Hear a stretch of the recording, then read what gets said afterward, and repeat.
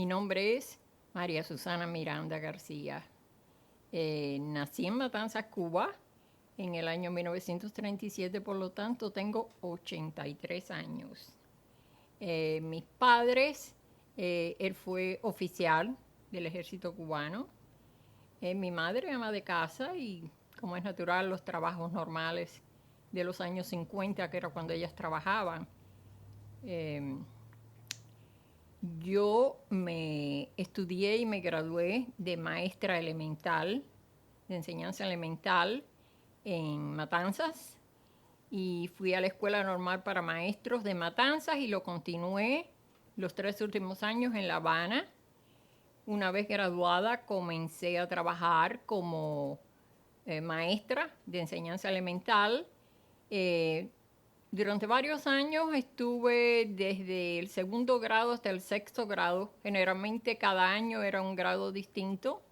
Yo era un poco proficiente en el inglés y como la escuela se llamaba Vermont Academy, pues yo les enseñaba a los niños de kindergarten y de primer grado elementos del lenguaje del inglés. Hubo una época también en que trabajé de noche en el asunto de mecanografía y taquigrafía, porque yo lo soy también, graduada de mecanógrafa y taquígrafa, pero ya eran adultos. Mientras todo eso ocurría, que fue hasta el año 1959, aproximadamente de 55 a 59, entonces yo asistía también a la Universidad de La Habana, tratando de lograr ser graduada de pedagogía. Empezó el proceso revolucionario. Ya la universidad era un centro de destrucción. Empezaba el comunismo. Estudiantes se rebelaban a todo y yo no estaba de acuerdo con ello. Así que desde temprano, siendo joven ya maestra, yo me daba cuenta que el comunismo estaba entrando en Cuba. Eso no me impidió poder entrar en unas eliminaciones en la compañía de teléfonos de La Habana.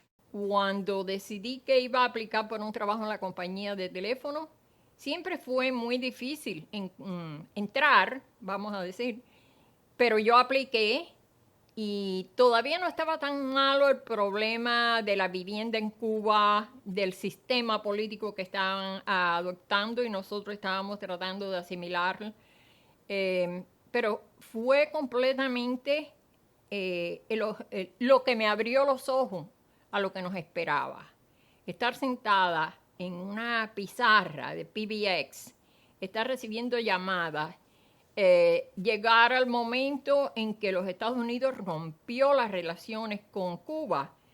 Estaba prohibido como operadora tomar llamadas del pueblo con un familiar, con una amistad cualquiera en los Estados Unidos. Estaba prohibido completamente. Yo recuerdo que una vez, fuera de costumbre, me entró una llamada a alguien que quería hablar con Nuevo México. Yo dije, México, tomé mi llamada y me encontré en tremendo problema porque yo no estaba siguiendo las normas de ellos, porque yo había puesto una llamada a Nuevo México, sin yo darme cuenta que Nuevo México no estaba en México, sino era un estado de aquí de los Estados Unidos. Fui abriendo los ojos, fui supervisando llamadas que estaba prohibido supervisar, aunque como operadora yo tenía el deber de supervisarlas momentáneamente, ver si la comunicación era correcta y si los clientes necesitaban ayuda en traducción, en claridad, en algo, yo estaba autorizado a hacerlo. Pero sinceramente, lo que yo oí y de lo que yo me enteré fue afectándome hasta que ya en el año 62, creo que fue, o 63, yo decidí que yo me tenía que ir del país. Yo no podía vivir con esa falta de libertad en la que yo me había criado. Llegar a la pizarra de la compañía de larga distancia internacional y encontrar una lista puesta en la pizarra con los nombres de las personas que yo tenía que delatar. Tenía que llamar a la planta telefónica y decir, voy a poner la llamada de esta persona, y hasta que ellos no me daban el ok, yo no podía empezar esa llamada porque ellos la iban a grabar. En esa situación me vi que compañeros de nosotros, estudiantes de la universidad, que ya no estábamos en la universidad, pero que eran anticastristas, su vida estaba amenazada y yo tenía que hacérselo saber, porque ¿quién se lo iba a decir? Yo me arriesgaba diariamente a supervisar la mayoría de esas llamadas, saber qué era lo que pasaba y empezar a decidir qué era lo que yo iba a hacer, cómo yo podía ayudar. Y efectivamente lo hice. Tuve la oportunidad de ayudar a muchísimos cubanos que estaban viniendo de Oriente para La Habana a esconderse porque estaban perseguidos o viceversa. Yo trabajando allí, la facilidad que yo tenía era que ellos se pudieran comunicar con familiares, o incluso aquí en los Estados Unidos, o en La Habana misma, de una provincia a la otra. Yo tenía en la pizarra solamente 2 jacks, 2 oportunidades de llamar directamente o a Nueva York o a Miami. Esas estaban completamente prohibidas entrar en ellas, pero las tenía ahí frente a mí. Y yo deseaba utilizarlas. 2 o 3 veces las utilicé. Arriesgaba mi vida, mi trabajo y todo, pero yo tenía que ayudar a alguien.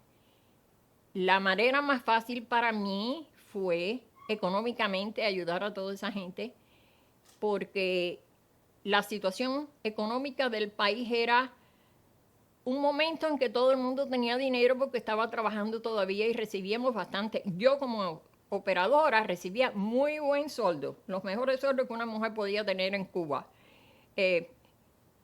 Y a propósito, eran $7.80 al día lo que yo ganaba, y eso era un capital en Cuba.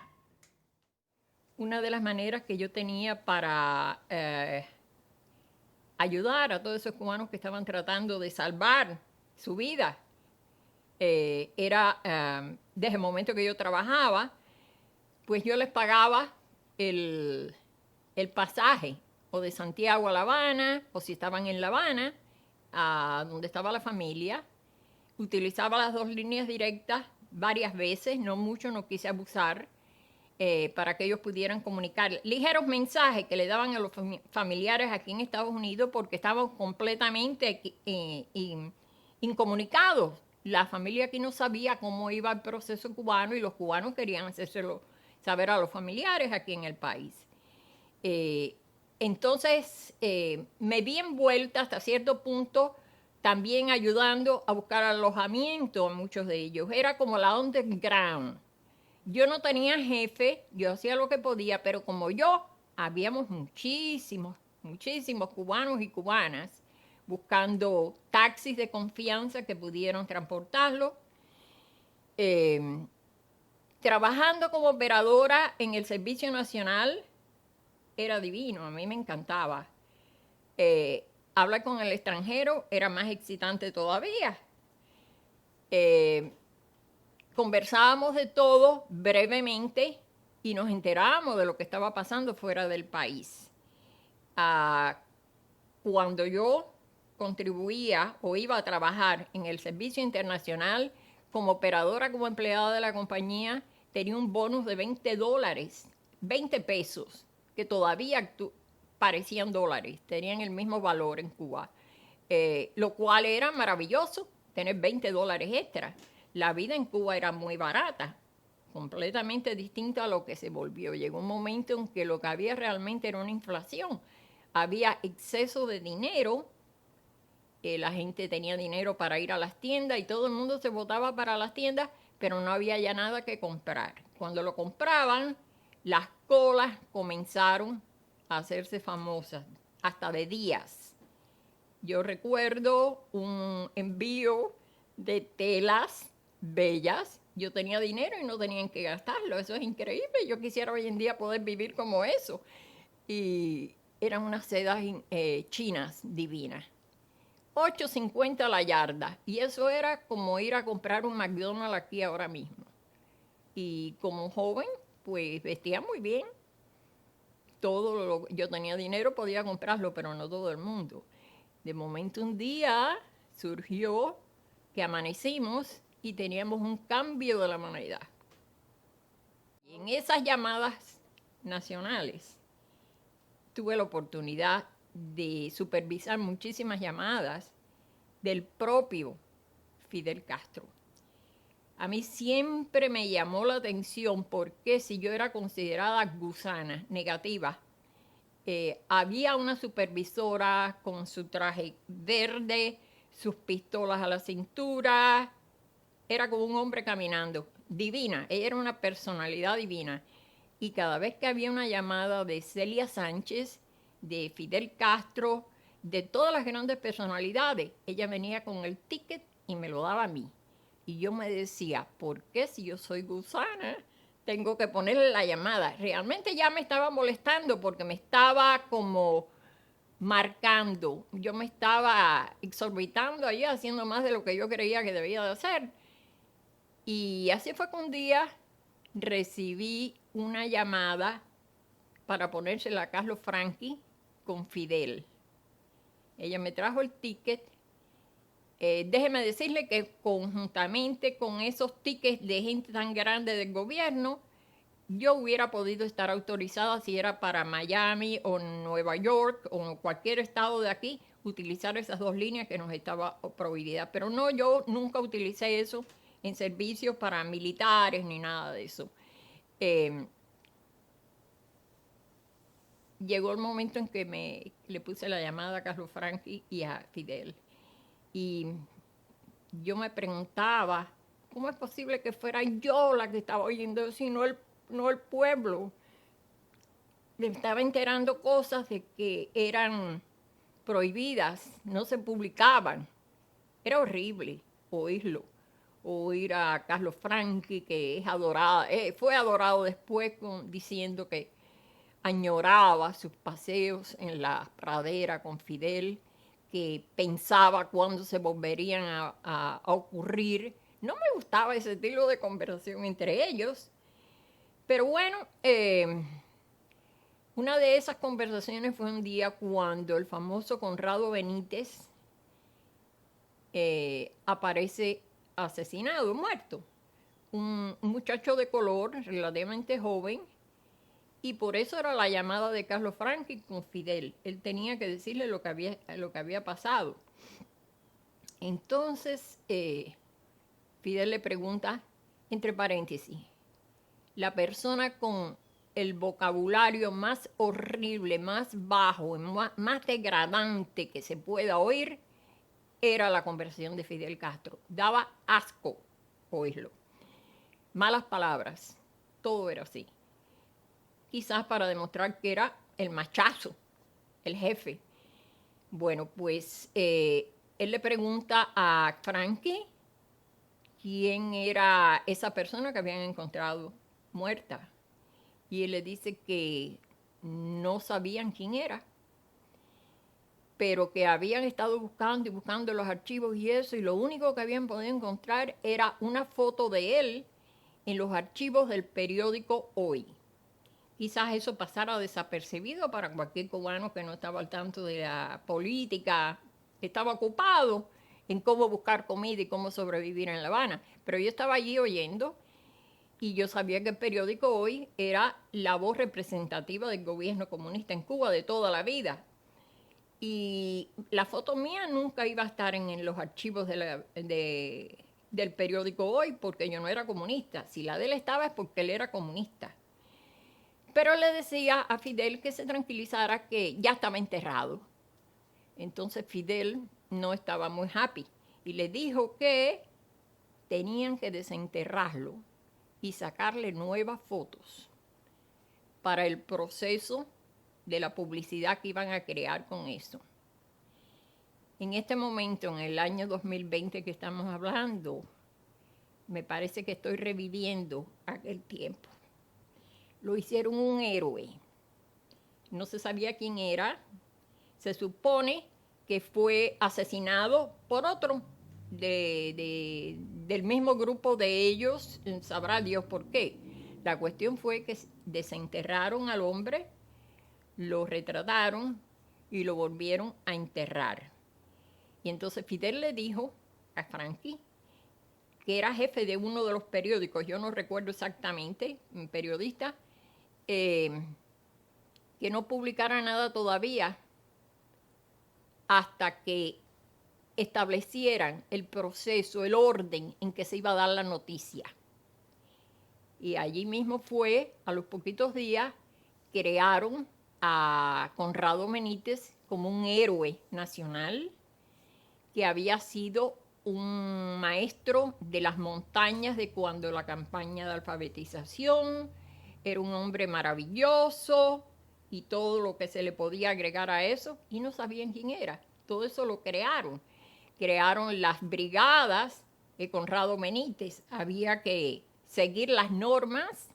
Se desarrolló el proceso de alfabetización en Cuba, que yo como maestra y por conversaciones con otros profesores en la universidad mismo que no eran comunistas, nosotros llegamos a la conclusión que el porcentaje de analfabetismo en Cuba comparado con el resto del mundo era mínimo. Escasamente llegaba al 4%. Y mayormente en las montañas orientales, los lugares más inhóspitos de la isla. Y eso es lógico porque los niños en el campo, los guajiritos, como le decíamos nosotros, eran parte de la familia, era su futuro, trabajarían la tierra que era de los padres, de los abuelos o de los bisabuelos, pero tenían que ir a la escuela también.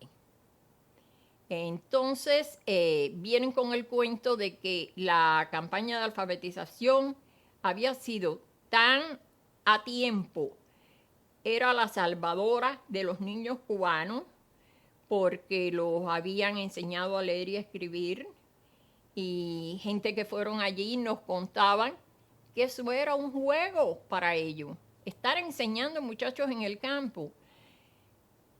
De todas maneras, lo que ellos trataron, la fama que ellos trataron de obtener de benefactores del niño cubano, no era cierto, porque ¿quién creó las escuelas rurales en Cuba? Batista. Batista, no quiero decir que fuera bueno, perfecto, nadie es perfecto, pero fue el que creó las escuelas donde una maestra en un aula tenía alumnos de primero al sexto grado. Yo tengo compañeras que estudiamos en la universidad que daban la vida por su escuela rural. Tenían que ir a caballo, caminaban.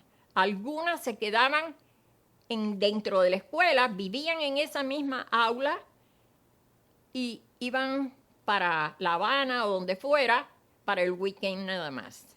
Entonces, coordinaban, estoy hablando de las escuelas rurales, coordinaban las horas en que los niños iban, o iban bien temprano hasta, diríamos, el mediodía en la escuela, y después iban a ayudar al padre o al familiar en la finca, lo que fuera, o viceversa. Así que el asunto de la alfabetización en Cuba no era tan exagerada como lo decían, era una propaganda, pero la gente no se daba cuenta, no sabían que eso era la realidad cubana. Todo era mentira, todo era mentiras. En esa conversación que yo puse, de la que formé parte, porque yo la estaba escuchando, ilegalmente, pero la estaba escuchando y me alegro de que lo hice, me di cuenta de que Carlos Franqui, periodista famoso en Cuba, envuelto en el movimiento del 26 de julio, después de la Revolución, con el periódico Grama, con el periódico Revolución, que era un underground kind de periódico, pero el que daba las órdenes era Fidel. Carlos Franqui iba a seguir a partir de ese momento con lo que Fidel le estaba diciendo, puesto que él le dijo que no publicara nada, que no hiciera nada, que iban a planearlo. Vaya, él utilizó otra palabra, pero eso es lo que estaba diciendo. Vamos a planear ¿cómo vamos a darle la publicidad a este? Y un muchacho de color que no se sabía ni el nombre de él hasta que se encontró la fotografía, resulta que lo hacen un héroe, como uno de los primeros maestros voluntarios que fue en la campaña de alfabetización, y todo eso fue inventado, todo eso fue vendido de gratis al pueblo cubano, y el pueblo cubano se unió. Efectivamente creían que era el salvador de la niñez cubana, tú sabes, pero él no era nadie, lo hicieron, lo inventaron. Y así por años y años el proceso político de Cuba fue creciendo. ¿Qué se puede esperar de ahí? Lo mismo con los médicos, cuando los mandaban a la montaña de Oriente, que si había todos los problemas emocionales y hermafroditas y toda esa serie de cosas raras que pueden ocurrir, según ellos, eso era horrible en las provincias, en las montañas cubanas, orientales. Pero yo tuve amigos que fueron médicos y fueron allí y dicen que eso no es cierto. Si vieron alguno es lo normal, lo que ocurre con la humanidad. Cuando tú tienes un hijo puede ser normal y puede que tenga un problema, pero no decir que eso es una enfermedad o es una plaga y hay que hacer algo en contra de eso. ¿Qué tú vas a hacer si tú tienes un hijo hermafrodita? Y eso era lo que le vendían al pueblo y todavía lo siguen haciendo. Y el pueblo decididamente sigue diciendo, esta es tu casa, Fidel. Fue una época horrible estar oyendo todas esas conversaciones. La otra que yo también le ponía muchas llamadas y yo me preguntaba por qué la supervisora siempre venía a mí a ponerlas, era Celia Sánchez. Todo el mundo se sabe que ella era mujer de Fidel Castro en aquel entonces, de una rica familia, tengo entendido, y ella era santera, dicen que era la madrina de santo de Fidel Castro, aunque Fidel Castro fue uno de los que perseguía por años esa religión o esas creencias en Cuba, pero ella era la que estaba con él, y entonces yo oí muchas conversaciones también, pero después fueron degenerando porque eran de menor importancia. Cuba no tenía los sistemas que tenemos hoy en día tan avanzados en comunicación, lo único que existía era la microonda, y todo era a través de un camioncito que iba manejando, buscando, me imagino yo, el GPS, no sé cómo explicarlo, para facilitar las llamadas telefónicas entre toda esa gente. Con el tiempo ya ellos empezaron a levantar sus torres y fue mejorando. Y nosotros con nuestras líneas telefónicas anticuadas, las pizarras nuestras, ahí sí puedo contar muchas cosas más de momentos de la historia de Cuba que ocurrieron y que yo estaba trabajando y las vi allí, aunque como siendo considerada gusana, no era yo la única, más de la mitad lo éramos. Teníamos que dar eslogans cuando la gente llamaba para hacer llamadas y nosotros teníamos que decir buenos días, Habana, y entonces nos contestaba cada mango una granada. A nosotros nos encantaba que nos dijeran eso. Ellos pensaban que con eso nos iban a ofender a nosotros diciendo cada mango una granada. Quiere decir que el pueblo estaba dispuesto a rebelarse a lo que fuera. Pero el momento de hacerlo no acababa de llegar. Estaba ya en las montañas de Cuba. Hay mucho que contar ahí con respecto a ello, porque la historia no está dicha. Ni será dicha ahora completamente, porque según pasen los años se irán descubriendo más documentos y más conversaciones, aunque los cubanos ya vamos decayendo. Ya los que participamos o éramos de esa fecha, ya estamos en decaída, lógicamente. Eso fue cuando la sierra del Escambray, mi esposo, el que fue después mi esposo, era jefe de esa guerrilla, una parte de ella. Yo no lo conocí en esa época, lo conocí después, cuando el gobierno de Fidel decidió que había que limpiar el escambray, limpiar la peina, como le decían. Eso fue después del triunfo de la revolución. Muchos de los que pelearon y se alzaron cuando Batista, para promover un sistema político en Cuba libre, que era el sueño de todo el mundo, y Batista no fue tan malo en realidad como ellos decían, han mentido mucho. Ellos se vieron encerrados en las lomas esas y por segunda vez.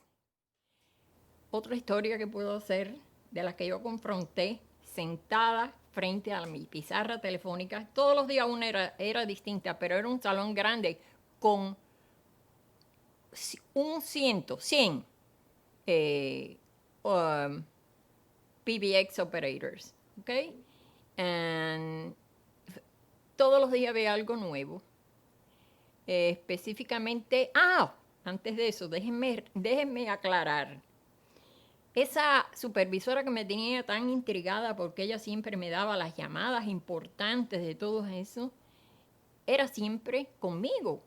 Como ya les dije, yo me sentía intrigada y estaba hasta molesta. Bueno, pues esa era una persona divina, vestida de militar, con su revólver en la cintura y todo. Era fuerte, fuerte, según decíamos nosotras. Se llamaba Chicola. Y recuerdo que un día, como todas teníamos distintos schedules, distintas horas de trabajo, y Chicola no entró a trabajar temprano. Ella tenía una hermana que era superior a ella, la jefa de todas las operadoras, una persona divina, y tampoco vino a trabajar. Pero como eran una familia tan grande y llevaban años en la compañía de teléfono le daba prioridad a los familiares de los empleados para entrar a trabajar. Eso era algo inconcebible para mí. Y sin embargo yo lo experimenté cuando yo fui a eliminación, porque yo tuve que ir a un examen y me aceptaron para entrar a trabajar como operadora.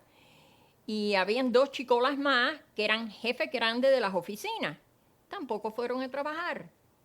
Y entonces nos enteramos que la noche anterior se habían ido todos en el yate de la familia para acá, para los Estados Unidos. Y nosotros nos reíamos y pensamos, con razón, ella me utilizaba a mí, que era gusana, porque ella estaba segura de que yo no iba a dar a la publicidad con nadie, ni iba a comentar nada de eso, porque le iba a tener miedo a ella de que me fuera a delatar si algo sucedía. Así que esa fue la respuesta a la pregunta que yo me hacía. También recuerdo otro día muy, muy, muy importante en la historia de Cuba, el día de la invasión de Cochino. Yo estaba trabajando desde temprano. Ustedes saben la historia que hay, y muchos libros también que quieren explicarlo, y todos se preguntan, ¿esto es verdad o esto es mentira? ¿Quién tiene la razón? ¿Quién no la tiene? Bueno, yo estaba allí y yo les puedo decir que no recuerdo exactamente qué hora de la mañana era, pero era un día temprano, muy pocas operadoras en ese momento, y sonó, una de las luces se encendió en la pizarra, yo la atendí inmediatamente y oí una voz de una persona que estaba asustada, estaba apresurada en decir lo que tenía que decir. Y tenía miedo y yo estaba contenta. Todo eso yo lo entendí cuando me dijo, ya llegaron, ya llegaron. Y yo le contesté, omitiendo la conversación entre operadoras, que tenía que ser un lenguaje escueto, sin extenderlo. No, el tiempo era oro, no podíamos estarlo desperdiciando. Así que cuando yo dije Habana, me sale ella con que ya llegaron, ya llegaron. Le digo, ¿quiénes? ¿Quiénes llegaron? Y me dice, los Yankees. Era la operadora del teléfono del central en Hawái Grande, el central. Se me olvidó. Sigue. Central. Pero es que no me acuerdo del nombre. No importa. Bueno. Entonces, inmediatamente me dice ella que tenía que hablar con la supervisora del departamento, tenía que reportarlo.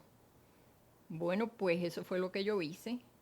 E inmediatamente, en cuestión de unos minutos, todas esas pizarras estaban iluminadas. Todo bombillito que tenía allí, del color que fuera, amarillo, verde o rojo, se iluminaron. Parecía un arbolito de Navidad. Entonces, todo el que pasaba por el salón de operadora, que era inmenso, se sentó a ayudar en lo que podían, porque todas las llamadas, muchas serían de personas preguntando qué es lo que está pasando. ¿Ok? De todo eso, la conclusión mía es la siguiente. Cuando en Cuba el gobierno te decía, y todavía lo siguen diciendo, que cuando la invasión de Bahía de Cochino, las tropas de Fidel estaban ahí detrás de la ciénaga y que atacaron y acabaron con ellos allí mismo desembarcando. Eso es mentira. Si ellos llegaron hasta el Central, quiere decir que habían caminado esa noche sin parar. Desde las 2 de la mañana más o menos, dicen que habían llegado y habían empezado a desembarcar. Y en otros libros, que son más explícitos, escriben lo que algunos de ellos dijeron, que en esa oscuridad de la noche, caminando por esos caminos, por esas ciénagas, lo único que se veían eran los lugares donde estaban haciendo el carbón, que es lo que mayormente se hacía allí, la pira esa, con su humo saliendo, y vieron en algunos lugares pequeñas lucecitas flicking, tú sabes, eran pequeños lugares donde parece que habían guardias militares, pero a esa hora de la madrugada a lo mejor estaban durmiendo, a lo mejor estaban jugando dominó, nadie sabe. Y eso les dio la oportunidad de llegar casi hasta Hawái Grande. Así que es una de las mentiras que hay que echar abajo, eso de que cogieron a todos bajándose de las lanchas donde estaban los dientes de perro, que dicen que les desbarataban las balsas inflatables en las que fueron a Cuba. Y el pueblo todavía se lo sigue creyendo. Eso fue una época horrible. De más está decir que yo, siendo gusana, me mantuvieron sentada en mi pizarra en esa posición, como le decíamos nosotros, aproximadamente por 2 horas. Entonces me dijeron que me fuera para mi casa. Yo sabía que, porque yo no era persona de confianza de ellos, para estar en cuestiones de política, porque ya era un asunto internacional entre los Estados Unidos y Cuba. Se hubiera podido formar una guerra. Uno no sabía, en aquel entonces no sabíamos nada de nada. Y entonces yo pregunté que si volvía a trabajar al día siguiente y me dijeron, nosotros les avisamos. Bueno, en realidad ellos no me iban a avisar porque yo no tenía teléfono en mi casa, aunque yo era operadora. Era yo la que tenía que llamar todos los días y preguntar si querían que yo fuera a trabajar. Y al segundo o tercer día me dijeron que fuera. Recuerdo que no trabajé las 8 horas, pero parece que estaban escasos de verdad de operadoras y decidieron llamar a algunas. No fui yo la única, algunas pudimos volver a empezar a trabajar. Y lo que había en la compañía de teléfono de La Habana era un cuartel. Lo que había allá adentro eran militares, por donde quiera. Y aparecieron una serie de operadoras que no sabían ni escribir, haciendo las notas, tomando las notas de las llamadas que iban entrando, que la gente estaba solicitando. Era algo extraordinario ver eso. Daba horror. Y sinceramente, en esos momentos fue cuando yo me di cuenta de que yo me tenía que ir de Cuba, de mi patria. Yo no podía vivir sin libertad. Y así era como nos estaban tratando a nosotros. Poco a poco nos iban cerrando. Y tomó años para yo poder irme del país. Lo hice al fin, pero con paciencia lo hicimos. Ahora quiero decirte de mi papá.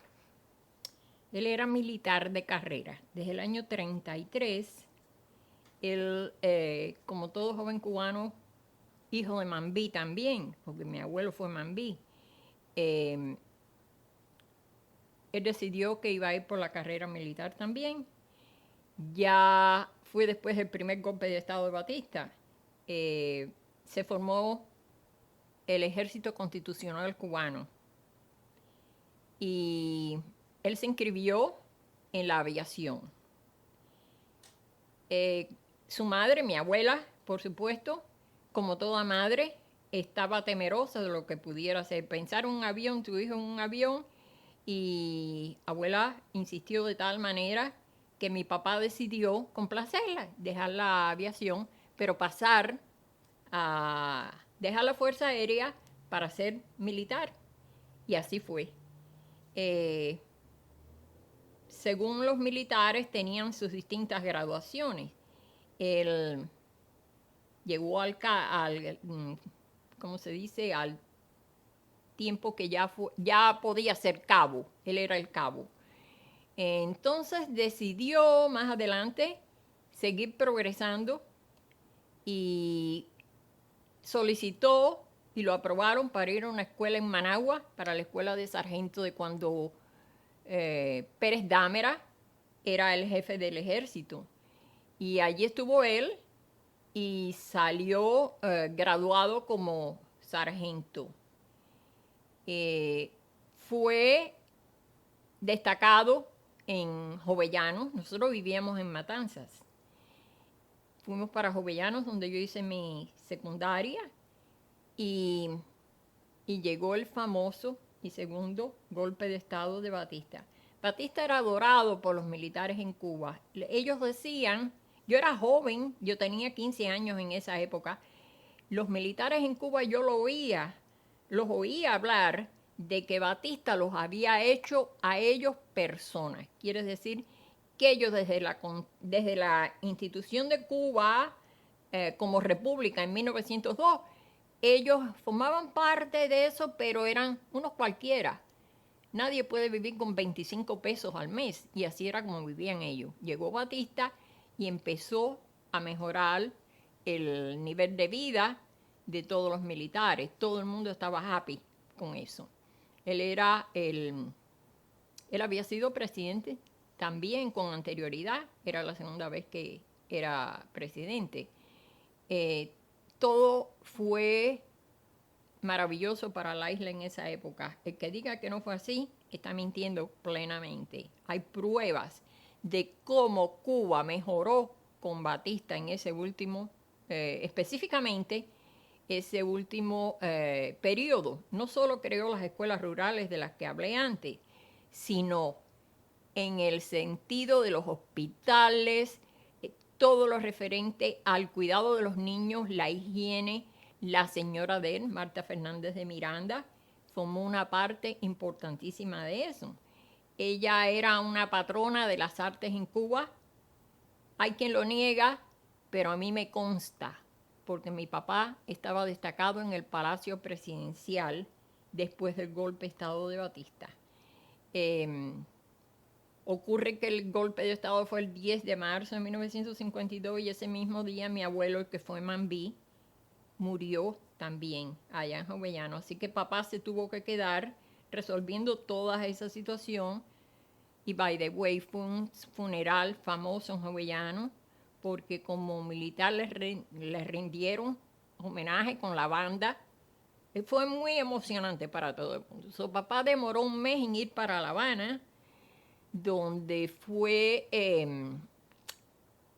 situado en el Buró de Investigaciones. Poco a poco lo fueron mandando aquí y allá, y ya él era teniente. Por los tiempos que tenía de graduado como sargento, ya era teniente. Segundo teniente creo que realmente es lo que era. Y así fue subiendo. Entonces llegó un momento en que él llegó al Palacio Presidencial y él era accountant. Él era el que hacía las nóminas y jefe del departamento de la parte no solo civil, sino de la militar. Quiere decir que él hacía las nóminas, para determinar el dinero de los que, no solo de los que limpiaban los pisos en palacios, sino de los cocineros, los lavanderos, todo, y también de los militares. Una carrera que a él le encantaba. Y viene el asunto de, recuerdo, cuando le hicieron el ataque al Palacio Presidencial, que lo dieron por la radio, y todo le salió Mara Manzanita y toda la gente que se metieron en la CMQ, la estación de radio, para dar la noticia de que habían eliminado a Batista. No fue cierto, no fue cierto, porque ni Batista estaba en el Palacio Presidencial, y tampoco la gente sabe en Cuba que los elevadores que iban hasta el tercer piso donde vivía el presidente, era la residencia de ellos, estaban bajo llave. Para poder subir y bajar ese elevador hacía falta una llave. Y ellos vienen con el cuento de que llegaron, subieron y no encontraron a Batista. Todo eso es mentira. Mentira, mentira por donde quiera. Para todo es una mentira, tratando de justificarse. ¿Ok? Pero después recuerdo, pasó el periodo ese del ataque al Palacio Presidencial, que, by the way, el secretario de mi papá murió en esa balacera que hubo en el Palacio Presidencial. Papá nos cuenta cómo él venía de Colombia, que había llevado al campamento las nóminas para los pagos de ese mes, y que se había formado tal revuelo en las calles, en la carretera, en la calzada de Colombia y en la calle 23 para llegar al Palacio Presidencial, que él hasta manejó por encima de las aceras de la calle 23, que eran inmensas. Él por momento metió el carro a manejar por donde pudiera para llegar al Palacio Presidencial. Y llegó, se encontró eso. Gracias a Dios ya todo había pasado. Pero eso lo alteró emocionalmente a todo el mundo. Pero entonces surgió el día de fin de año, cuando Batista ya se vio precisado a irse de Cuba. Ese día 31 de diciembre, porque el día 1 del 59 amanecimos con la revolución. Batista ha ido y la revolución incipiente. Entonces yo estaba en casa de una amiga, teníamos amistades, otra amiga graduada aquí, cubana, que vivía aquí en los Estados Unidos, que fue a Cuba. Íbamos a ir al Tropicana a ver a un artista americano, no lo recuerdo. No recuerdo si fue Nat King Cole. Pero nos fuimos reuniendo y estábamos a 2 cuadras de la entrada de Tropicana, en casa de una amiga. El papá era jefe de una de las estaciones de policía de La Habana, una persona muy conocida. Y yo recuerdo tratando de llamar a mi mamá de Marianao, a donde yo vivía, que era por la entrada de la carretera central, en Luyanó. Y cuando me acerco al teléfono, ese señor tan atento, tan correcto, tan respetuoso de todo el mundo, me gritó que no me acercara ese teléfono. Y entonces habló en general. Nadie puede utilizar el teléfono hoy. Y nosotros nos quedamos, ¿qué es lo que pasa? Algo está pasando. Bueno, el ánimo fue decayendo. Ya la juventud, como nosotras, vestidas elegantes y todo para ir a despedir el año en Tropicana, ya eso se vino abajo y decidimos cada cual para su casa. Ya eran como las 11 de la noche. De Marianao, a donde yo vivía, en un ómnibus, era más de 1 hora de camino. Entonces una amiga mía, parte de la familia, uno de los señores, Castillo, él era guardia jurado del Banco Nacional de Cuba. La esposa, Rita Castillo, era enfermera del hospital de la policía. Teníamos otras compañeras más o menos universitarias conmigo. Entonces me dijeron, no te vayas para tu casa, vámonos con nosotros para nuestra casa, que era relativamente cerca de allí, en la calzada de Colombia. Y mañana por la mañana te vas en tiempo. Vamos a llamar a tu mamá y decírselo, lo cual nunca ocurrió. No me dio la oportunidad. Entonces fuimos para allá y siguió la conversación. Como a las 12 de la noche nos fuimos a la cama y a las 2 de la mañana nos tocaron a la puerta. para decirle a Castillo que tenía que reportarse en el Banco Nacional inmediatamente porque Batista se había ido del Hospital de Columbia. Nosotros estábamos en Columbia, en Marianao, cerquita. Y Rita, que tenía que ir a su puesto de enfermera en el Hospital de la Policía. Entonces nos quedamos Maggie, la hija de ella, sobrina, compañera mía universitaria y demás, y nos quedamos pasmadas. Bueno, el otro día por la mañana, todo el mundo en el edificio se tocaban unos a los otros las noticias. ¿Te enteraste? Batista se fue. Todo eso, todas esas conversaciones.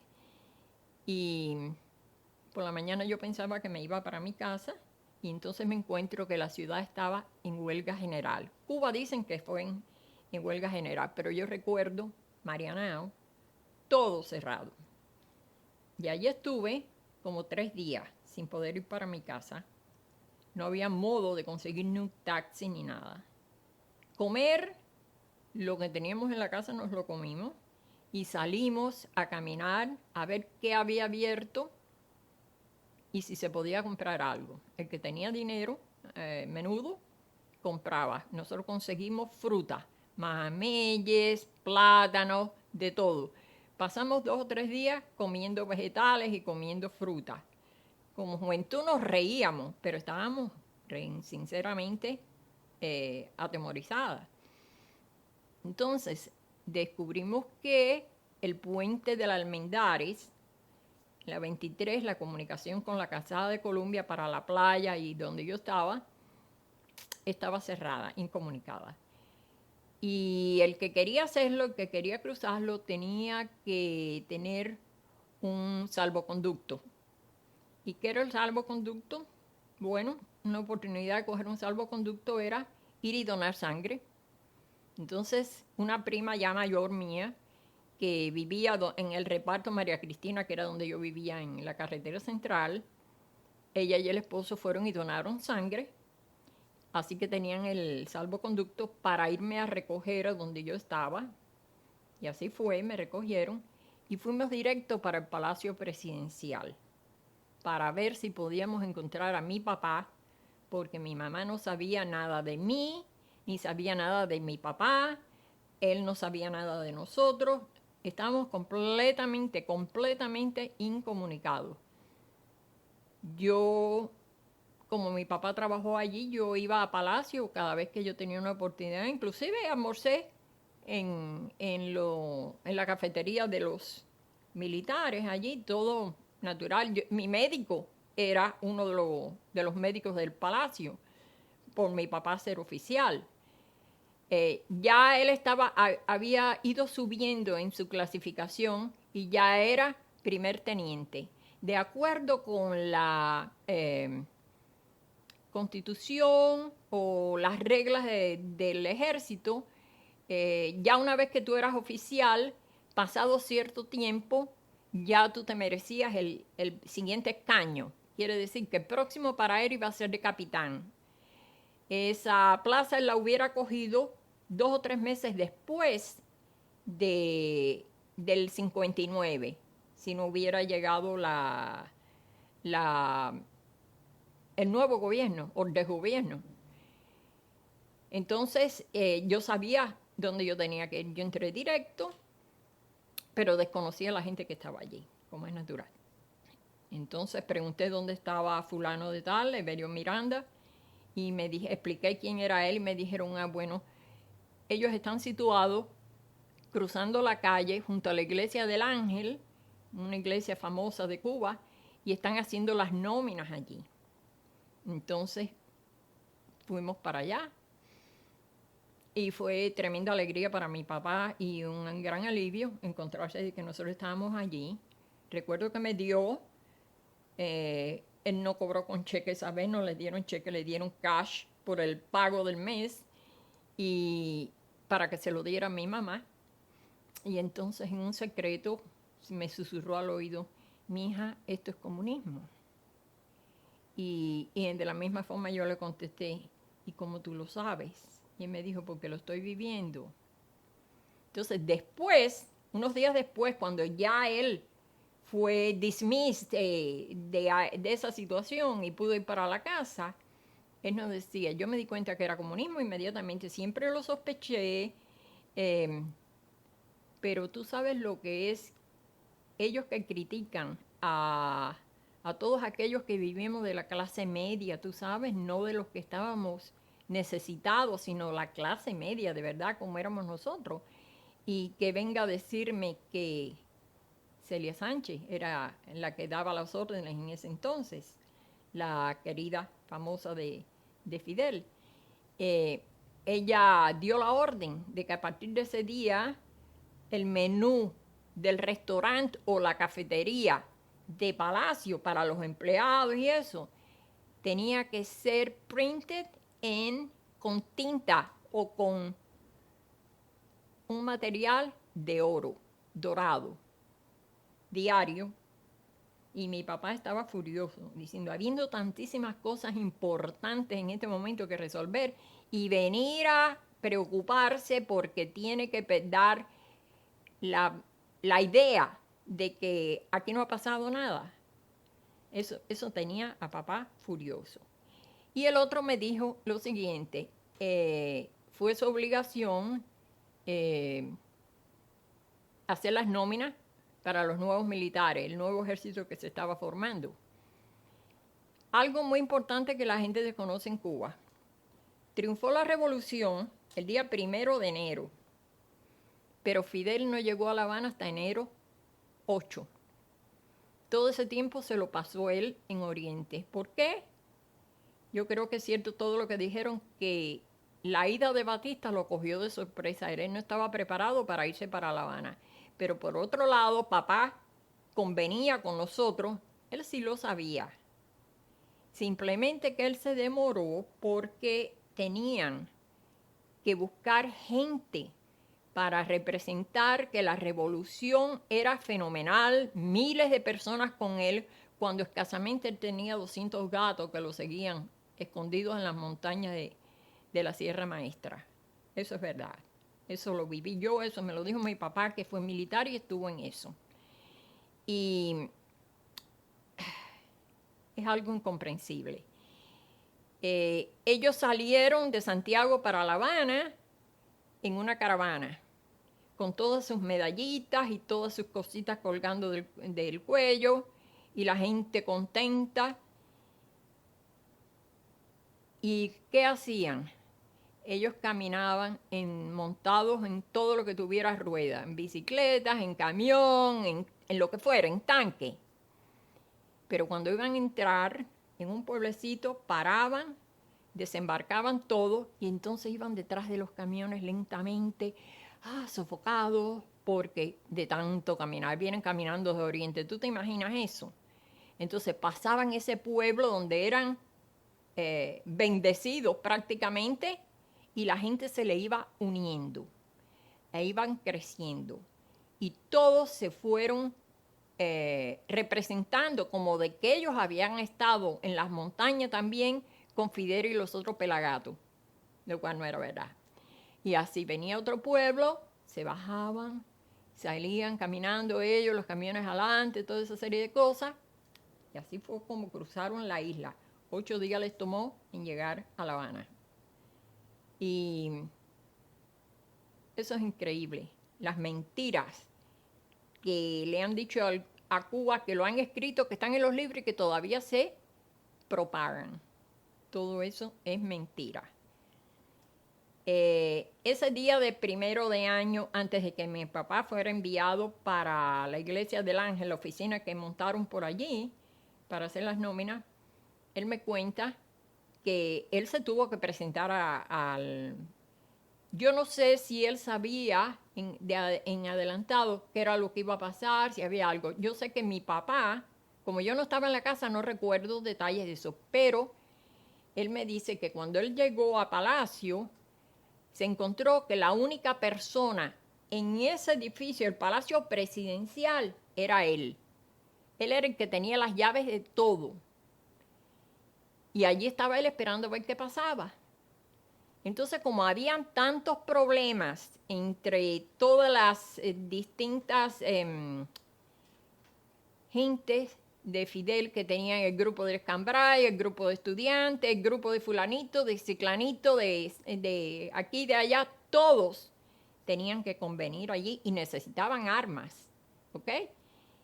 Entonces, de momento llega un grupo en camiones y qué sé yo, y formaron su show a entrar en Palacio, y mi papá, que era una persona no flemática, pero muy pacífica, empezó a hablar con ellos tratando de hacerlos analizar lo que estaban haciendo y les dijo, ¿y qué es lo que ustedes quieren? Y les dijeron, nosotros necesitamos las armas. Y entonces empezó a calentarse la cosa. Métele mano, dale golpes, rómpela, mira los cristales. Y mi papá les dijo, espérense, espérense. ¿Por qué? Ese mueble es una obra de arte. ¿Por qué desbaratarla? ¿Ustedes quieren las armas? Yo se las voy a dar. Miren, aquí están las llaves. Y entonces se tranquilizaron. Papá abrió los gabinetes esos donde tenían toda clase de armas de Palacio, desde revólver, me imagino, rifles, como quieran llamarlo. Y lo vaciaron. Y papá se quedó solo allí, sin poder hacer más nada. Y dice que a partir de ese momento prácticamente el trabajo era decirle a la gente, a los grupos que iban llegando y que se enfurecían cuando veía que no tenían armas para llevarse del palacio, le decían, no, váyanse, ya aquí estuvieron los de la juventud, de qué sé yo, no, ya aquí no queda nadie, miren, no hay nada, se pueden ir. Y según iban llegando, se iban yendo, y después ya era el pueblo el que creía que se iba a llevar las armas del Palacio Presidencial. Esas son las mentiras de Cuba que propagan, tú sabes, de que todas las cosas que hicieron tan maravillosas. Y entonces después de eso fue que los hicieron cruzar la calle. Y yo no recuerdo exactamente, pero mi papá estuvo como una semana fuera de mi casa, antes de ir a mi casa. Entonces, como originalmente dije, que en el año 33, cuando él se registró, él estaba inscrito en la Fuerza Aérea. Pero él fue incluido en el grupo de todos militares que un mes después del triunfo de la revolución fueron dados de baja del ejército. Oficialmente, el ejército cubano, constitucional cubano, cesó un mes después de la revolución, de haber ganado la revolución. Algunos profesores que él tuvo, personas importantes y respetables y que todo el mundo todavía los echamos de menos, que fueron, como digo, profesores de él en las escuelas militares que él asistió, no estaban de acuerdo en que papá hubiera sido retirado, dado de baja. Pero es que entonces descubrimos que fue completo, fue general en toda la isla, los eliminaron. Borrón nuevo y cuenta nueva, como decimos. Nueva gente para formar el ejército, el ejército que actualmente sigue en el poder. Y déjenme decirle algo antes de que yo me olvide, muy importante.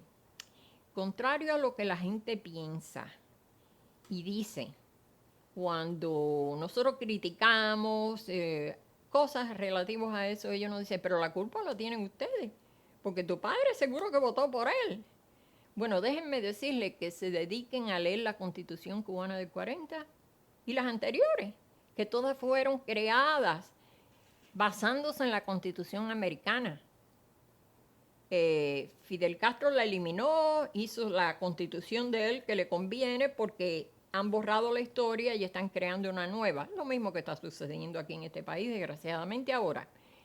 Pero los militares cubanos no tenían derecho al voto.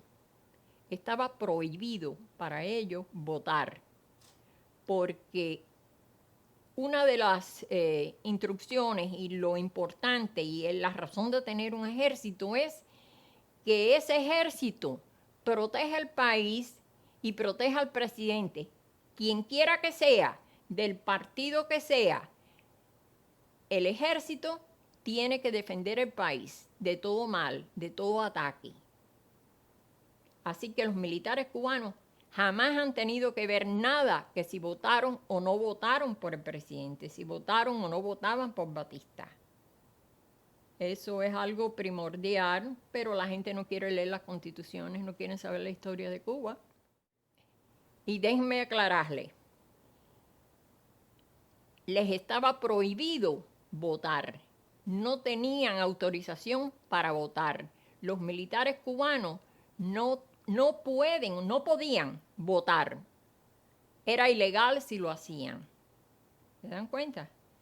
Así que nadie puede echarle en cara a los militares cubanos alegando, usted votó por él. No, él no votó por nadie. Las elecciones cubanas eran distintas a estas de aquí.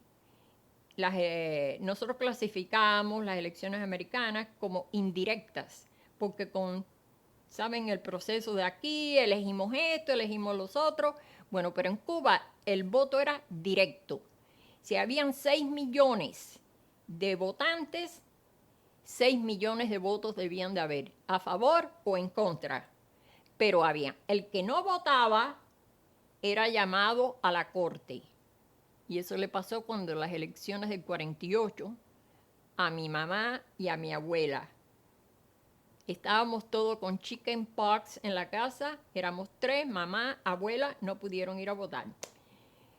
Y nosotras de niñas nos reíamos porque tuvieron que ir a la corte, al Palacio de Justicia, porque las mandaron a buscar para que explicaran por qué no habían ido a votar. Si tú estabas enfermo, debías haber llevado un carnet que te daba el médico, una baja médica o algo. Mamá no la tenía, porque eran 2 mujeres, abuela y ella. Papá siempre estaba trabajando o de guardia o en lo que fuera.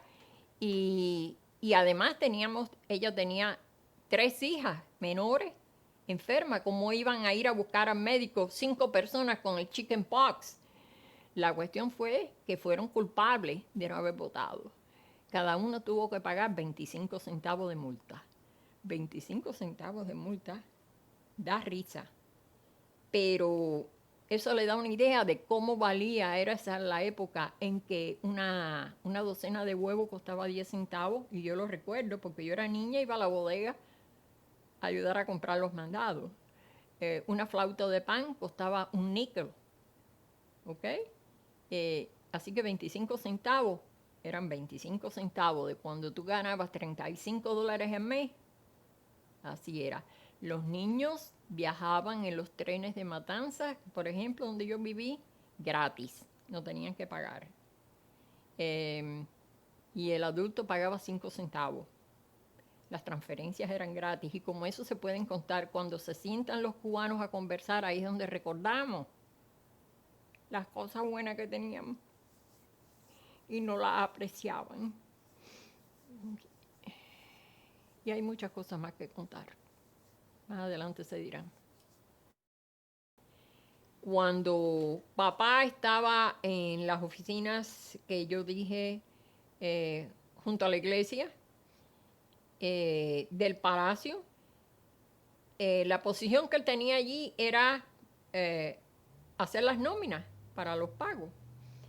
Y una cosa que lo tenía él fuera de quicio, según me contaba después, es que tenía que tomarle los nombres a todos esos guajiritos que se habían montado, haciéndose pasar de que venían de las montañas y habían luchado, y todo era mentira. Pero bueno, eso no era asunto de él.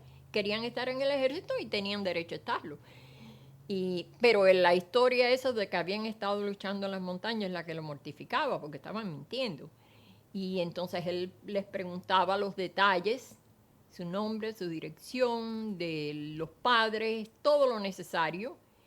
Y entonces después les decía qué grado tú tenías, grado en el ejército, te das cuenta si eran soldados, cabos, tenientes, sargento, lo que fuera.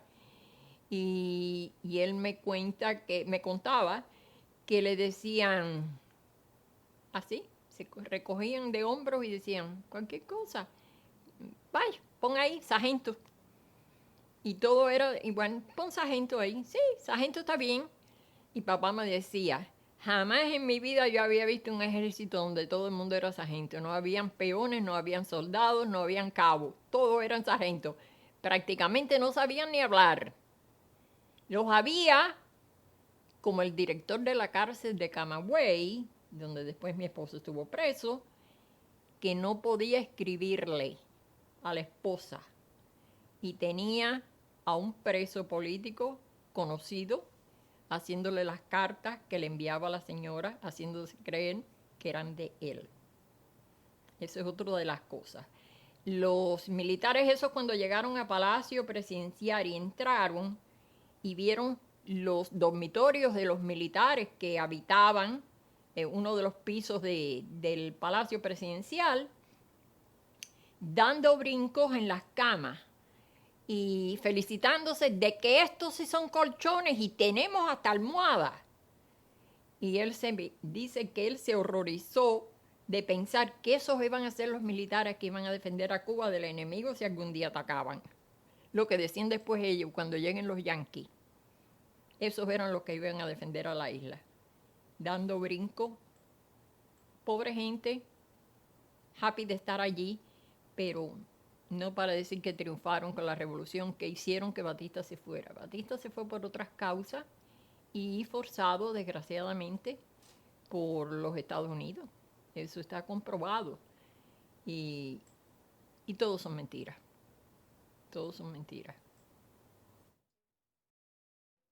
El 13 de marzo, que fue, como dije, esa fecha tan nefasta en el gobierno cubano, el objetivo era asesinar a Batista. El único modo consideraban de eliminarlo. Yo recuerdo a Echevarría, José Antonio Echevarría, que todo el mundo de la universidad le llamaban Manzanita, de la Acción Católica. Y aparentemente él fue uno de los que tomó parte de aparecerse en la estación de radio y televisión de la CMQ, en la rampa, en LI-23, en la calle LI-23, casi pegado a la Havana Hilton. Y yo asumo que él iba manejando o lo llevaban en un carro por toda la calle L, porque mientras ellos dieron la noticia de que Batista había sido asesinado, porque otras de las facciones de ellos estaban haciendo en conjunto a la misma vez distintas cosas, y uno de ellos, ya ellos consideraban que había sido triunfante, que habían matado a Batista. Es cuando yo dije que el elevador no llegó ni al 4º piso porque estaba con llave, y Batista no estaba tampoco allí. Bien, al llegar a la calle L-27, estaba la cafetería de mi tío, la cafetería L-27. Al lado estaba Mirta de Perales, tan famosa con los champús y los tratamientos de belleza. Y en la otra callecita ya era la universidad. Ahí doblando precisamente a la derecha, me imagino que para meterse bajo la protección del recinto universitario, iba en ese carro José Antonio Echevarría. Y ahí mismo lo asesinaron. Eso fue un luto después natural. Todo el mundo lo lloraba, un muchacho de tan buena familia, y que haya sido asesinado de esa manera. El 13 de marzo no fue triunfante, abrió los muchos ojos a la realidad, y como dije, papá perdió a su mejor secretario. Como eso hubo muchas situaciones. Batista era un hombre, como repito, apreciado por todo el mundo, sobre todo por las dos esposas que tuvo. La primera, Elisa, yo recuerdo el gobierno de él, a pesar de que yo era pequeñita. Yo tenía unos cuantos años, yo no iba ni a la escuela, pero yo recuerdo que el Día de Reyes, en mi casa, nosotros que éramos una familia pobre, teníamos cuantos juguetes, muñecas podíamos desear, porque Elisa Godínez, la primera esposa de él, fue la primera que impuso los regalos para los hijos de los militares. Y no quedaba un hijo de un militar que no recibiera juguetes, y buenos juguetes. Fue una mujer dadivosa. Después hubo el divorcio de ellos. Batista fue senador en otras posiciones, y fue el tiempo corriendo, y se casó entonces con Marta Fernández de Miranda, que ya dije también cómo era la patrona de las artes y de las ciencias. también muy querida de todo el mundo. Y lo mismo, venían los días de Reyes y este era mejor todavía porque había que ir a Palacio. Yo visitaba Palacio por primera vez a recibir los juguetes que Marta Fernández tenía para todos nosotros. Y ella ayudaba económicamente a la gente pobre, a los artistas pobres, gente que eran importantes pero que estaban pasando situaciones difíciles y otras que no lo eran, ni eran pobres ni estaban pasando momentos difíciles, como era nuestra gran bailarina Alicia Alonso. Alicia Alonso recibió una subvención de Marta. Y un día, esto lo sé porque papá me lo contó, él era el que estaba a cargo de eso, él era el que hacía las nóminas, pagaba, entregaba los cheques, etc. Y Marta Fernández llamó a papá y le dijo que cuando Alicia Alonso viniera a recoger el cheque de ella, porque ahí sí que a ella no le daba pena estar en una cola en la calle para coger dinero. Ahí I don't know. Pero anyway, ella le dijo que cuando estuviera allí, no le entregara el cheque, pero que la llevara para la oficina de ella, que ella quería hablar con ella. Así que cuando Alicia llegó, papá la encaminó a la oficina de Marta y después él se enteró que Marta llamó a contar a Alicia y le dijo: hasta ahora nosotros hemos estado ayudándola a sobrepasar los malos momentos en su compañía y demás, pero yo no veo en usted ni el agradecimiento ni la forma de conducirse apropiada en este momento. A usted no le importa nada y usted tiene que darle algo al pueblo, porque este dinero que yo le estoy dando a usted es el dinero del pueblo y usted debe demostrar que usted piensa en ello. Así que nos gustaría de que diera, aunque fuera una actuación para el pueblo de Cuba gratis. Y no le quedó más remedio a Alicia. Dieron un muy bonito, yo fui con mis amigas, fuimos el grupo completo al Palacio de Deportes. El hermano de Marta Fernández era el coronel Roberto, que era el jefe de mi papá también. Mi papá era su secretario. Entonces, el pueblo entero de La Habana y sus callos alrededor decidieron que iban a ir a esa actuación, que fue fenomenal. Fenomenal. Cuando salimos de allí, al paso de los años, la gente decía: qué lástima que el Swan, cuando murió, no era en realidad Alicia Alonso. Pero bien, fue lindo, gratis. Y ya. Ella cogió su cheque porque tuvo miedo, es decir, dio la actuación gratis porque temía que ya no iba a recibir más el sueldo. La gente la explotaba y ella sabía, por eso ella le exigió de que le diera al pueblo la demostración de que ella estaba agradecida dándole esa obra tan linda, porque fue fenomenal. Yo recuerdo eso. Esa fue Marta Fernández Miranda, ayudando a todo el que lo necesitaba. Pero esas son cosas que el pueblo o no lo sabe, o lo sabe y se lo calla a propósito, o lo han olvidado. Hay que recordárselo. No todos eran malos. Batista no asesinó a toda esa gente que él dice, que Fidel dice que mató. El mismo Quevedo, de la revista Bohemia, antes de suicidarse, no confesó sus penas, sus pecados, lo mal que hizo en mentir. Y él mismo dijo que no era cierto que él hubiera matado a esa cantidad de personas. Y es algo que todavía hoy en Cuba se repite y se repite como si fuera un Ave María o una oración, como si fuera una cosa real.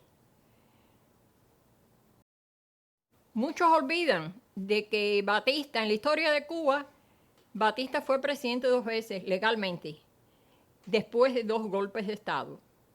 Es decir, por un tiempo fueron plantados ellos mismos ahí, fueron a votación y fueron elegidos como presidente.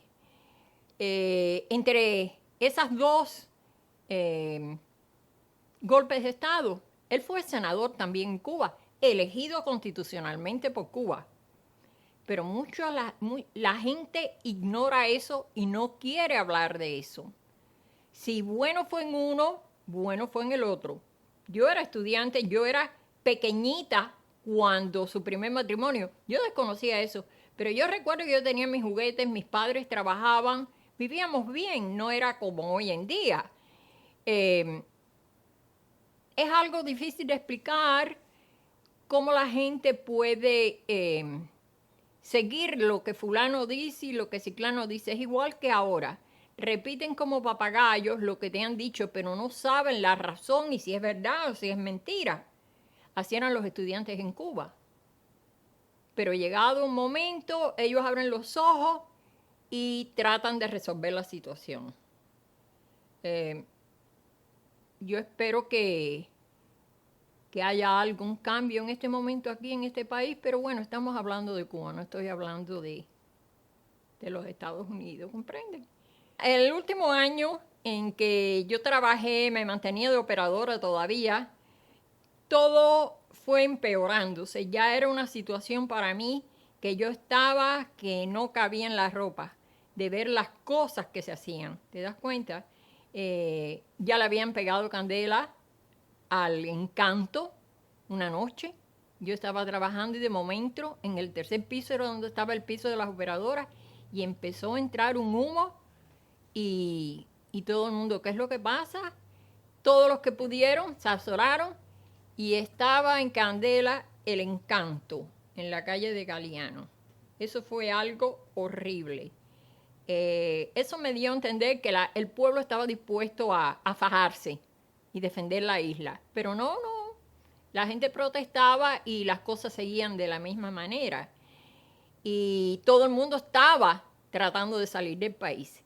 Cuando yo trabajaba en los teléfonos públicos que se llamaban las dos plantas públicas, en la planta baja, estación pública número 1 y número 2 se llamaban. Era mayormente para atender los turistas que iban a Cuba, la gente de los hoteles, y entonces tratábamos de ponerle las llamadas a todas partes del mundo donde fuera, excepto Estados Unidos, como es natural, right there. En el mismo momento en que estaban, ellos hablaban, nosotros participábamos de las conversaciones muchas veces aclarándolo porque no se entendía o la línea estaba mal, y las cosas que se veían allí eran divinas, porque ahí fue donde yo pude apreciar cómo se estaba yendo la gente de Cuba, porque lo primero que te exigían era no solo que te hacían un inventario de todo, de tu ropa y todo en tu casa, hasta el día que te fueras, que venían con la listica a comprobar si tú tenías 3 pares de zapatos, tenías que dejar 3 pares de zapatos, 2 sombreros, ropa interior,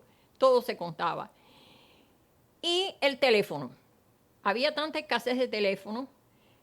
Nosotras, a propósito, dejábamos caer los plugs contra la base, que era de un cristal tempered glass, yo creo, no se rompía, pero rompíamos los plugs. Entonces, ¿qué pasaba? Que como no tenían nada, no podían reemplazarlo. Y habían pizarras que nada más que le funcionaban 2 o 3 plugs. Y era una manera para nosotros de hacer contrarrevolución. Era de cuando nos decían cada mango una granada. Nosotros nos teníamos que quedar calladas y no decíamos que cada plug roto era mi obra, como es natural. Viendo allí sentada la gente cómo traía artistas conocidos de cine, de teatro, personas famosas, venían con un cartucho, un paquete lleno de cordones colgados y el teléfono o los teléfonos que tuvieran en la casa, y lo tiraban, como diciendo, allá va eso. Y se sentían felices porque ya se veían más próximos al momento de irse de Cuba. Y ya la gente se iba en cualquier cosa que flotara. Donde yo vivía en el reparto de María Cristina, había 2 entradas para el reparto, que era el único que tenía loma. Estaba en California, distintos nombres, y María Cristina. En ese viví yo en la calle Cuarta. Y todos eran expresos de rastras de 18 wheel, right there en la carretera central. Entonces unas veces yo entraba por una calle y otras veces entraba por la otra. Por la calle de la izquierda, calle paralela se llamaba, la calle paralela. pero que realmente el nombre era Garrido. Ahí vivía o hubo una panadería de una buena amiga mía. Y el esposo había sido también rebelde, estaba escondido, el cuñado también estaba escondido. Como digo, fue un comercio, tenía 2 puertas de cristal que se abrían y se cerraban así como las modernas de aquí, pero allá el frame era de madera y estaban tratando de irse del país unos cuantos miembros de la familia. 2 de los hijos de esa señora dueña de esa panadería eran pilotos de la Fuerza Aérea. Lograron venir para acá, para Opaloca, robándose el avión que estaban manejando. Uno se llamaba Radio y el hermano se llamaba Argón. Y quedaba la hermana con el esposo, la madre, el padre, etc. Y ellos decididos. Yo pensaba que iba a venir con ellos, mi papá me lo prohibió. Me dijo que me amarraba por una pierna de la pata de la cama si tenía que hacerlo, pero no me dejaba ir y no pude venir. Bueno, pues una noche, eso me lo contó ella después, cuando yo vine en el año 70 de Cuba, decidieron que ya no podían soportar más. Y fueron todos armados a la casa de ella. Por supuesto, nadie sabía que tenían armas, que eso no significa que no lo fuera a registrar la policía ni nada, pero iban armados y con guitarras y como si estuvieran tomando en una fiesta y nos vamos a una charanga y toda esa serie de cosas. Y dice que salieron a la medianoche de la casa y llegaron a un lugar en la bahía de La Habana y rentaron se montaron en una barcaza que había, no recuerdo de cuándo era, para recorrer el litoral habanero. Y una vez estaban ellos casi en las 3 millas fuera del malecón habanero, asaltaron a los que la estaban dirigiendo y echaron para adelante y llegaron aquí a los Estados Unidos. Llegaron a Cayo Hueso y se asilaron. Pero nadie sabía nada, nadie se dio cuenta de nada, porque salieron en una charanga cantando como si estuvieran borrachos y toda esa serie de cosas. Pero lo simpático fue que como 2 o 3 días después, un pariente que venía a la casa, parece que estaba solo, sabía o no sabía que se habían ido, había tomado en exceso, se fue para la calle y esas puertas de corredera se quedaron abiertas.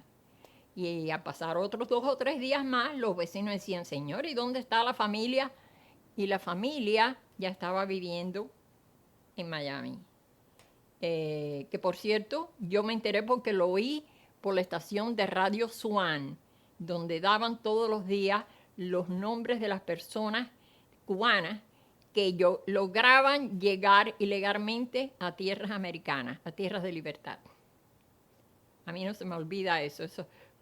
Casos como esos ocurrieron increíblemente. Por otro lado, yo tenía familiares que vivieron por Jaimanitas y yo sentí una noche un tremendo tiroteo donde desaparecieron en la bahía varios médicos cubanos famosos que venían todos para los Estados Unidos y los cogió el gobierno y los tirotearon en alta mar. Y nosotros vimos todo el tiroteo. Eso fue horrible, horrible. ¿Quién no va a tener deseos de irse de Cuba? Hay que irse, hay que arriesgarse de todas maneras. Así era como se vivía en Cuba. Quiera Dios que nosotros no tengamos que hacer lo mismo, porque ¿a dónde vamos a ir? Estamos en los Estados Unidos. Ellos me decían que yo estaba trabajando en el underground y yo comprendo que era así porque yo no tenía jefe, como dije. Yo disponía de mi dinero, de mi sueldo a mi manera. Y ellos, Benigno, Bravo, ellos eran los que más o menos me daban a entender. Él era santiaguero. Él era el que me daba a entender quiénes necesitaban la ayuda. Yo, si cogía por esa calle, hacía una paradita allí y entonces él me decía, sucede me sucede lo otro, y yo le preguntaba, qué cantidad de dinero necesitas. De La Habana de Santiago a La Habana o de La Habana a Santiago, escasamente el round trip eran $12. Para mí eso no era nada. Así que el dinero era para él y él era el que se lo entregaba al que fuera. Yo no quería saber quién era, ni dónde vivía, ni nada. Lo necesitaba, yo lo tenía, es tuyo. Así era como trabajábamos nosotros, ayudándonos unos a los otros. Recuerdo que el caso del hermano de él fue que venía en un ómnibus de Santiago para acá y casualmente se le sentó al lado uno de los jefes del G2 cubano y él sabía quién era él y dice que él sabía, que el hombre sabía quién era él, sin embargo nadie dijo nada y cada cual llegó a su destino. Pero eso es algo extraordinario, eso no era lo normal. Pero era de la manera que en Cuba trabajábamos todos, ayudándonos unos a los otros, tratando de vivir lo mejor posible. Era la familia Bravo, orientales. Ellos salieron de Cuba, de Santiago, ilegalmente hasta... el hermano Benigno se fue del reparto donde nosotros vivíamos. Esa familia, el resto de la familia vino para los Estados Unidos, saliendo de Santiago de Cuba, hicieron lo mismo en una lancha que fue hasta Jamaica. Y así fue como salieron. En aquella época los que lograban salir legalmente de Cuba, era del lugar en Cuba donde tú vivieras, vía Jamaica. Cuando llegaban a Jamaica, era como entrar en el infierno según ellos, porque lo que ellos veían allí no era comprensible para los cubanos, vivir de la forma en que vivían. Y hoy en día, de la forma que vivían los jamaicanos tan horrible, es mejor de la que viven los cubanos en la actualidad en Cuba, que se han quedado para la eternidad, tú sabes, para el resto de su vida encerrados allí. Yo me imagino cómo debe haber sido aquello salir de parranda de la casa. Lo que es para mí incomprensible, que yo vivía a 2 o 3 cuadras de ellos y yo no sabía nada. Me enteré después cuando el asunto de las puertas abiertas de la panadería.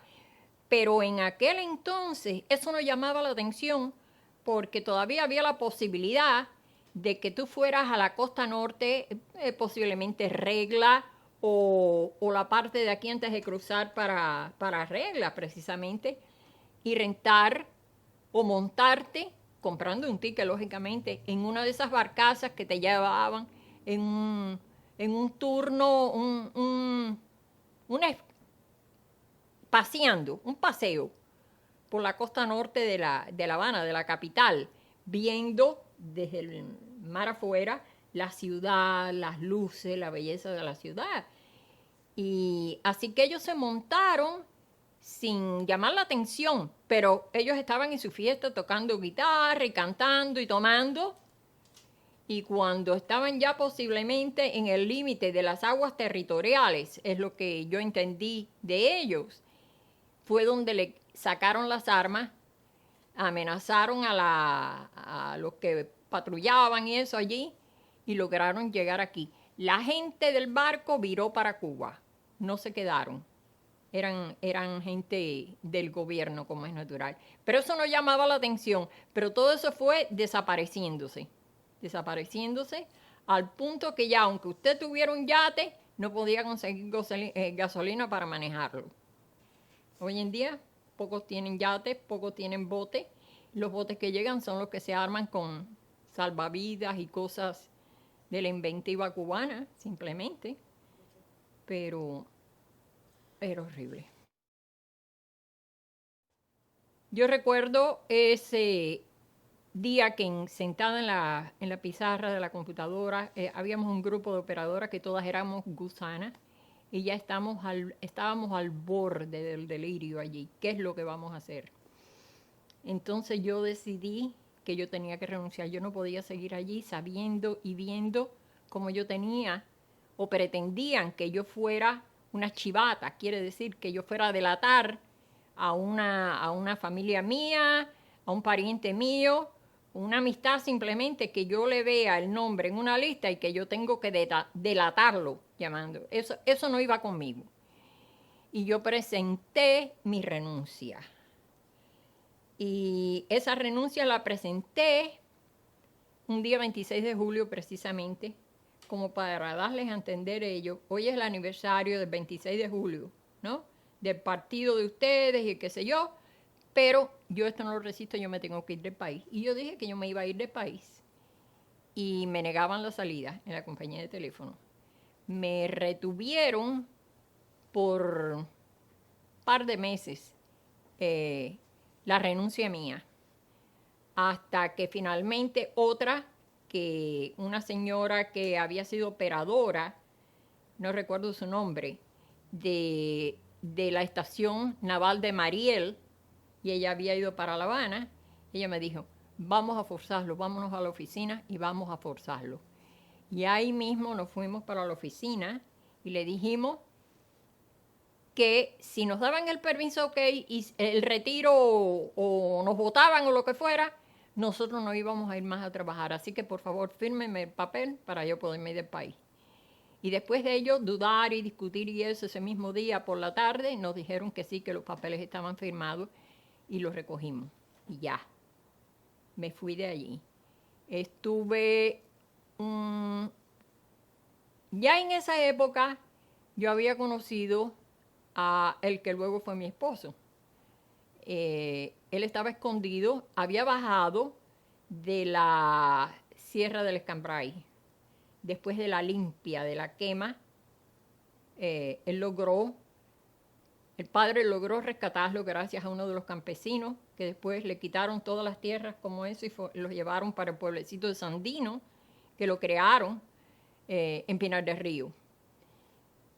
Y entonces él estaba escondido en La Habana. Y ahí empezó en realidad la ayuda a todo el que necesitaba, porque a través de él tuve que proveerlo algunas veces de transporte, conseguir un taxista que era de confianza, que no me fuera a delatar en lo que yo estaba haciendo, ni lo que él necesitaba, ni a dónde iba, ni dónde yo lo recogía, y cambiar de casas, de momentos donde él estaba escondido en distintos lugares, porque con anterioridad a eso, en una de esas veces que yo encontré la lista esperando por mí para los que yo debía de delatar, me encontré que en esa lista estaba el nombre de Jorge Valls Arango. Horrible, horrible fue aquello, porque ese muchacho, considerado un gran filósofo, conocedor de la política martiana de José Martí, él era lo mejor de lo mejor después de Match, y nos conocíamos, habíamos estado en la universidad también juntos, aunque en distintas escuelas, gran amigo, y entonces empezamos las conexiones a hablar, porque él había estado exilado cuando Batista en México, vivió un par de años en México. Su madre, anciana ya, tanto lo llamó y lloró para que él regresara a Cuba después del triunfo de la revolución. Y él no quería ir. Él le decía a la madre, es comunismo lo que tienen en Cuba, es comunismo, prepárense. Pero era tanto que él accedió a la madre, al pedido de la madre, y fue para Cuba, fue para La Habana. Y ahí nos reencontramos y aquello fue horrible, porque desde que entró en Cuba ya el G2 sabía que él estaba en Cuba, lógicamente. Y salíamos en grupos, tú sabes, por la universidad, a pasear por la noche, a las rampas, cosas de juventud. Estábamos los 20, más o menos, un poquito más. Y un día me encuentro que yo tenía que llamar cuando yo le pusiera la llamada a los Estados Unidos. Y yo trabajando. ¿Cómo se lo hago saber? Y recuerdo que ese día Dios me ayudó. A la hora del lunch yo tenía como hora y media o 2 horas entre el turno de la mañana y el de la tarde. Y me fui para la calle.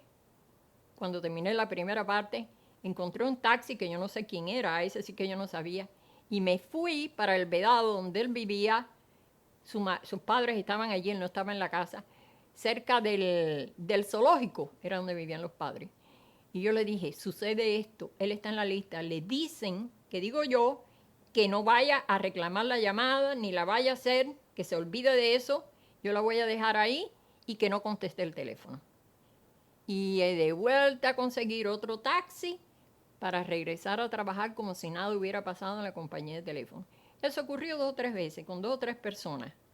Pero específicamente me acuerdo de Jorge, porque ese muchacho después fue juzgado en un juicio público, en el famoso juicio de Marquito, en esa fecha, y fue condenado a 20 años de sentencia, y él los cumplió totalmente, en rebeldía. Cuando pasados los 20 años lo soltaron, yo no sé en qué momento él logró llegar a España y allá vivió hasta que vino a los Estados Unidos. Y desgraciadamente era cuestión de unos 5 o 6 años posiblemente que él murió aquí en el país. Él me recordaba a José Martí en el tipo y todo. Y hablando era José Martí, pianista, poeta, era fenomenal, una persona maravillosa.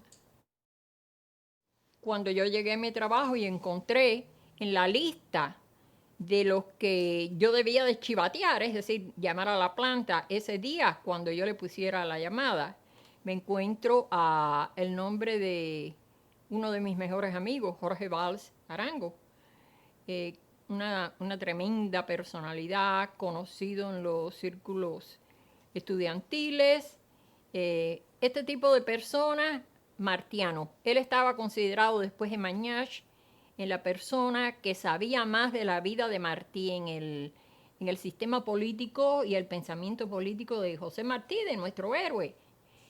Y Jorge no estaba en la...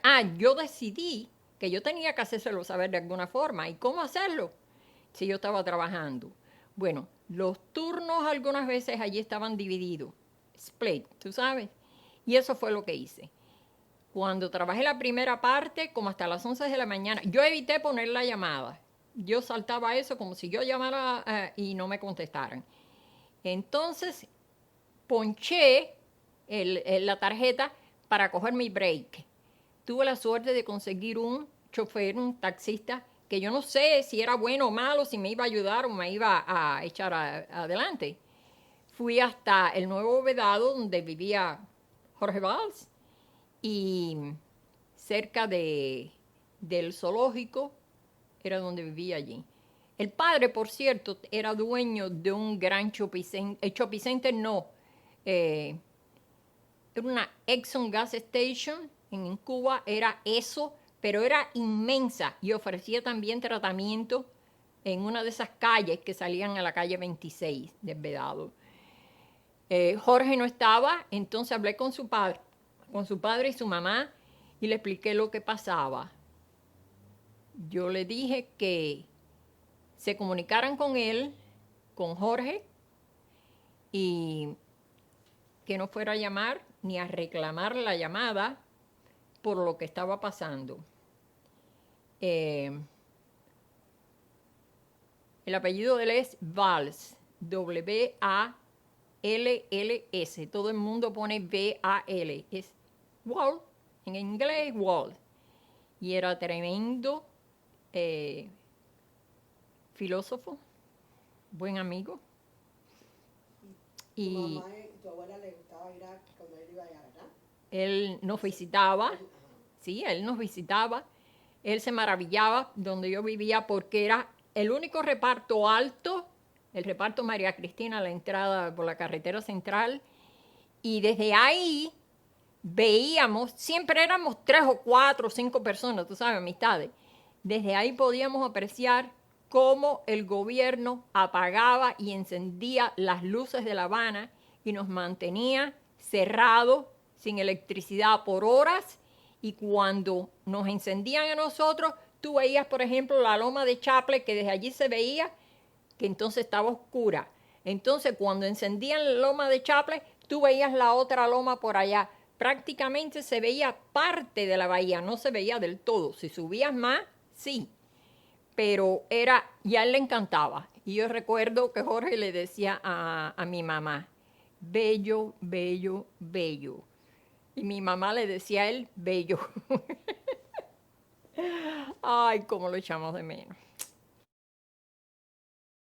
La estancia de Jorge Balsarango en la prisión, no recuerdo exactamente dónde fue, pero él cumplió su condena de 20 años, pero yo nunca más lo pude ver porque él era rebelde.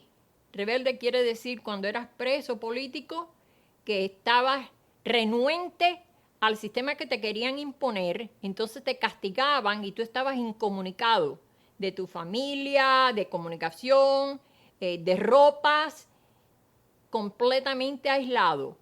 He oído decir que muchas veces algunos de los rebeldes, porque yo tuve un familiar también que fue rebelde, estaban hasta desnudos, no le daban protección y había frío o había calor. Hubo lugares, eso lo experimentó Rolando, el que después fue mi esposo, que lo mantuvieron en el G2 de La Habana, desnudo, agachado encima de un taburete y con aire acondicionado a todo meter. Ese es uno de los medios de abuso y de castigo del comunismo, con los cubanos que se negaban a ser partícipes de las barbaridades de ellos. Eso me consta. No es que me lo hayan dicho, me consta. Eso es horrible. Yo conocí a el que después fue mi esposo, Rolando Martín Amodia, en casa de una señora, la madre de mi mejor amiga, cuando estudiábamos para maestras en La Habana, en Marianao. Y ahí me encontré que él estaba escondido. Después, con el tiempo, él estuvo en distintos otros lugares, pero por breve tiempo. Como yo no estaba relacionada en nada político en aquel entonces, era muy pronto, yo lo que oía era lo que yo aceptaba.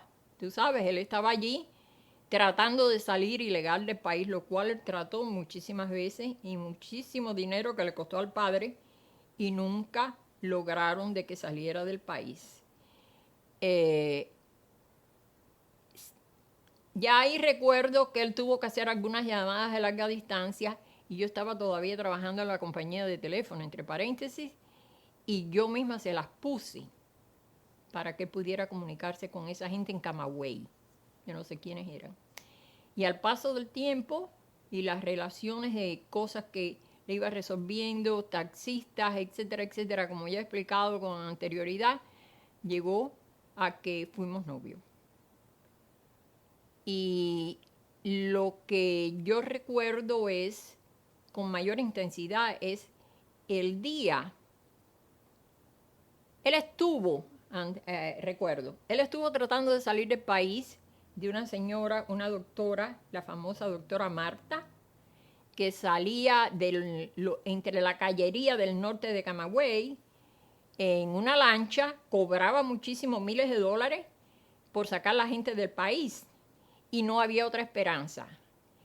Y ahí fue donde el padre de él le dijo, no, te tienes que ir con esa señora. Empezaron las gestiones. Yo estaba desconectada de eso, pero después él me dio algunos detalles. Cobraba como $20,000 por el viaje. El padre le dijo, el dinero está aquí. Y él fue. Entonces, de tierra firme, en un bote, iban a un cayito donde había una lancha que era la que lo iba a traer a los Estados Unidos. Como hombre inteligente de él y con la experiencia que ella estaba teniendo, él se dio cuenta de que él iba a tener, tengo entendido, un arma que cuando él la cogió en su mano, él se dio cuenta que esa arma no estaba con balas adentro, estaba vacía. Y antes de que anocheciera, él decidió, basado en eso, de que él quería regresar a tierra firme y regresó. Eso fue lo que le salvó su vida ese día. La famosa doctora Marta, y digo famosa porque por el historial que tenía en aquel entonces era muy famosa porque se sobreentendía de que ella había sacado muchísimas personas de Cuba en esas condiciones, con ese trato y con esa oportunidad de irse directo para los Estados Unidos. Después de lo que pasó más adelante, nos preguntamos si realmente esa gente llegaron a los Estados Unidos o no llegaron. Yo supe que Rolando me contó de que llegaron, dejaron tierra firme, cogieron un bote y fueron para la isla donde estaba el yate o bote, lo que fuera, que lo iba a traer a tierras de libertad. Según pasaban las horas, había que esperar a que anocheciera para salir de allí con el pretexto de las guardias y toda esa serie de cosas. Hubo un momento en que hubo algo relacionado con una pistola que él debía de llevar para defenderse. Y la pistola que le dieron a él, o él tenía, él se dio cuenta que estaba descargada por el peso. Cuando la cogía en su mano, él se dio cuenta que esa pistola no tenía balas. Entonces él no hizo nada, simplemente mientras más pasaba el tiempo y más se oscurecía, él decidió de que antes que cerraran la oportunidad esa de regresar a tierra firme, él quería regresar a tierra firme, él desechaba ese viaje y así lo hizo. Y esa fue la oportunidad, yo considero, que le salvó la vida. Pasado el tiempo, se descubrió que la famosa doctora Marta era famosa por repetir eso con todo el mundo. Cantidad de gente que no se sabe, repito, no se sabe si de verdad llegaron aquí, si se desaparecieron, qué fue lo que pasó con ellos. Nadie ha podido dar una respuesta a eso. Y de momento todo el mundo se enteró de lo que ella estaba haciendo porque clientes no le faltaban. Dinero debía de tenerlo por carretas. Pero le tumbaron el negocio y Rolando no se fue con ella. Tiempo después, pasado posiblemente un año, no recuerdo exactamente, él seguía en su intento de salir de Cuba, de La Habana, que era donde él estaba escondido. Yo vivía en La Habana también. Y yo recuerdo un 24 de septiembre, casualmente, yo estaba visitando la casa donde él estaba escondido. Era la casa de un señor que le llamábamos Pin Pin, que había trabajado en la Coca-Cola, y su familia ya estaba aquí en los Estados Unidos, y él estaba esperando también salir del país legalmente en aquel entonces. Y entonces era una casa muy linda en el casino deportivo, y él estaba allí viviendo mientras tanto. Y nos reuníamos en grupos, tú sabes, artistas, de gente conocida, y se comentaban cosas políticas, historia, bueno, se pasaba un buen rato y ya yo me iba para mi casa. Entonces él me dijo esa noche, que era bastante tarde, espérate que yo voy a caminar contigo hasta la parada de la guagua, volver para mi casa. Y así fue, la guagua vino enseguida, me fui. Y ese fue el último día que lo vi en Cuba. Por 3 meses no se sabía dónde él estaba. Yo recibía telegramas, 2, un telegrama y un cable que aparentemente iban de aquí de Estados Unidos, donde decía, se supone que Rolando me decía, llegué bien, pero muy mojado, como si hubiera llegado en un barco, ¿te das cuenta? Y se me lo está diciendo. Y yo no lo creí. Yo llamé a la familia y dije, yo no creo que él haya llegado a los Estados Unidos. Si él llega a los Estados Unidos, él llama a alguien, o a ustedes o a mí. A mí estoy segura que me hubiera llamado. Y en diciembre fue que supimos que él estaba en el G2 de Camagüey, preso, desde esa noche que lo cogieron. Bueno, la historia de cómo lo cogieron es la que él me ha dicho. Es probable que haya muchos más detalles, pero yo le decía a él, no me des muchos detalles, yo no quiero saber, no quiero que me detengan a mí, me presionen, me atormenten y me hagan confesar cosas que yo no debo decirle a nadie. él iba con su mejor amigo, él creía. No recuerdo ni el nombre de él, del amigo, pero era una gran persona, un muchacho joven como él. Tan bueno, el amigo de él, el verdadero amigo de él, que no era ese que iba con él, lo ayudó, trabajaba en el Ministerio de Comunicaciones y le ayudó, le facilitó hacer documentos falsos, desde licencia de conducción hasta certificados de nacimiento, diversos papeles que él siempre tenía encima, pero con otro nombre, otra persona, otra dirección, tú sabes, para en caso que lo detuvieran.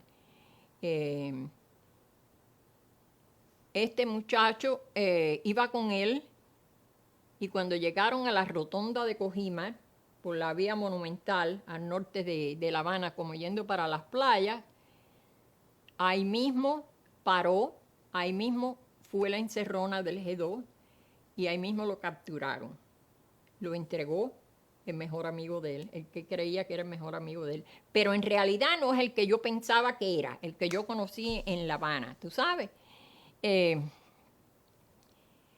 Y ahí fue otra casualidad de que ese amigo de él sabía que Rolando tenía una pistola muy bonita, con una cacha muy bonita, y le dice casualmente que mira tú, qué coincidencia, qué casualidad, qué triste, de que él se iba con esa arma tan linda para Estados Unidos, que total aquí no la iba a utilizar, y él que se quedaba en Cuba y se tenía que defender, la gente mala, tenía ese revolvito que no valía nada, que por qué no cambiamos.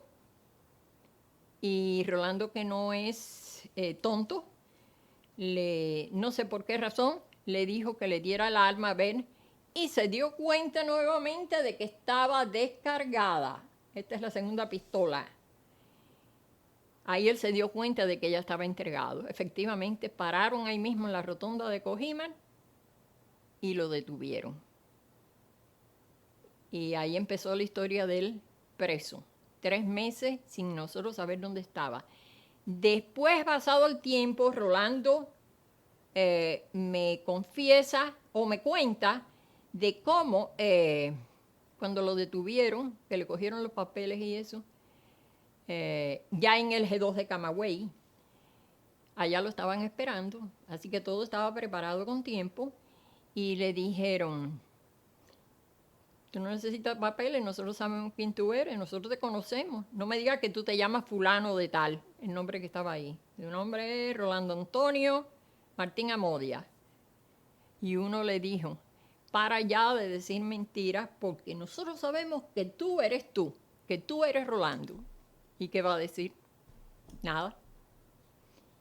Y allí lo tuvieron hasta que nos avisaron de que podían ir a verlo a G2 de Camagüey. Entonces me avisaron a mí en La Habana, los padres de él, Roberto Martín, mi suegro después, me llamaron a La Habana y me confirmaron de que estaba preso en el G2 de Camagüey. Bueno, yo fui para allá. Horrible. Horrible, horrible, horrible. El viaje, ir a la terminal y conseguir medio de transporte para llegar a una casa que yo nunca había visitado, que yo no sabía dónde era, yo no sabía ni dónde estaba el pueblo de Florida, Camagüey. Simplemente que la casa donde él vivía estaba frente al hospital del pueblo. Y encontré un botero, un señor, un taxista, que recogía a la gente y los llevaba, tú sabes. Me llevó a mí, yo llegué de madrugada a ese lugar y ya era la última yo en entregar del viaje, ahí se le acababa el viaje al botero. Y me dice, señor, ¿usted está segura de que se quiere bajar aquí? ¿Usted sabe dónde va? Díganle, no, yo no sé, yo tengo algunos detalles, pero sí, yo quiero bajarme. Y él apenado de dejarme solo allí en esa hora de la noche. Y tú puedes creer que yo salí caminando así, mirando las calles de la acera enfrente, era la carretera central, y encontré una casa que dije, esta es la casa de ellos. Y efectivamente, esa era la casa de él. Ahí toqué de madrugada y me abrió mi suegro, que era el único que yo conocía. Yo no conocía a la que resultó ser mi suegra. ahí en esa misma noche.